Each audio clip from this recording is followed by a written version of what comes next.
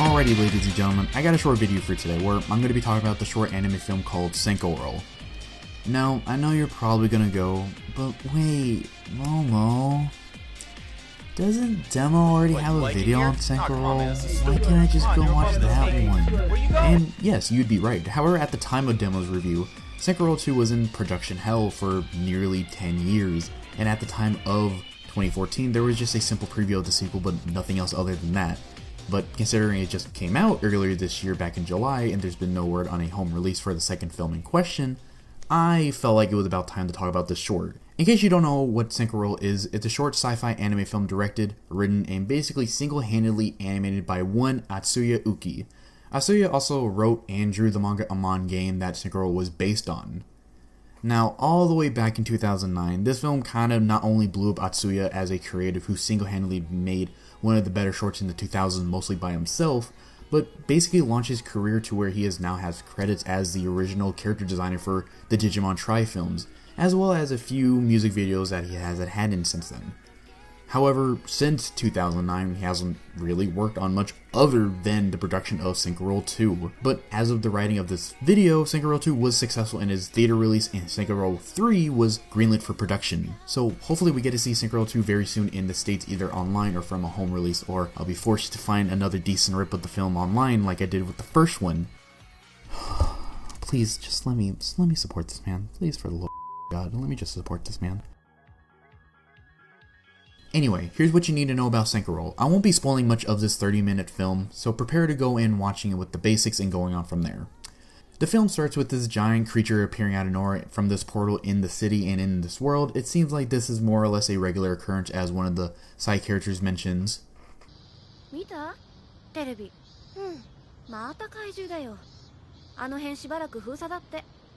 "As the giant monster becomes more of a bigger presence to the city, the military starts to monitor it for any activity. At the same time, our main antagonist Shu comes out of the portal that the creature came out of as well, for reasons unknown. He later ventures out to the city and finds our main three leads: Tetsu with his monster Senko, and Yuki, a classmate of Tetsu's who happens to meet both Tetsu and Senko that exact day after school. Tetsu and Senko have this sort of parasitic relationship. Senko can transfer into anything he eats, all at the command of Tetsu, who shares a mind link with Senko. However, with this, Tetsu shares the pain that Senko shares and vice versa. This relationship is elevated more near the end of the film, but again, no spoilers. Same goes for Shu and his creature as well. Yuki, being a bystander for most of the film, just kind of witnesses everything from her end and slowly becomes more involved, only when it's time for Senko to protect both of his human hosts. The film was not what I was expecting a few years ago when I first watched it, but I'm glad I did. Now I'm out here recommending it to people who haven't even heard of it. It's just really neat. Of course, a few faults I do have with the film are basically because it is animated mainly by one person.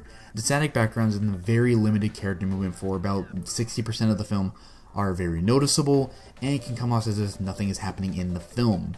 Along with that, the music, while being a very nice tune to hear every now and then, is just only there to fill the dead air that occurs once the scenes are being transitioned, or there's not much dialogue to be spoken, or if it's just nobody speaking.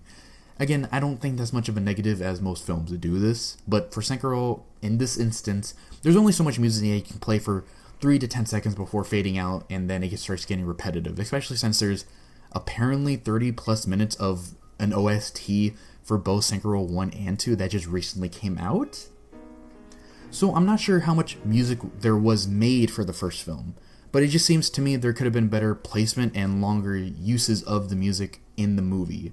However, I do love the art style, overall aesthetic, the film's colors, design, and style, but being only 30 minutes, it does make me want more from the film. Overall, Cencoroll doesn't overstay its welcome and brings you into a world that has plenty of background story that can be expanded on in its further sequels. As the film wraps up, the consequences and actions that occurred during the final battle will greatly affect our cast in future films, and I would love to see what would happen exactly as we learn what Cencoroll can do, as well as the other monsters. If you haven't seen Cencoroll, I would highly recommend it for how short it is, and just for it being a fun ride. Hopefully more momentum will come our way to the States and be able to get a home release for both films before the third one is released in the next maybe 10 years. And that's it. Thank you so much for watching. If you are interested in watching Cencoroll, I'm not going to tell you how you can find it. I'm just going to say that it's online. Do whatever you need to do to find it and download it, because I do. I have like 2 versions of it. But yeah, thank you so much for watching. I hope you enjoy. If you have any recommendations on any shows or films that I should check out and maybe even do a video on, comment them down below. And I hope y'all are having a damn good one.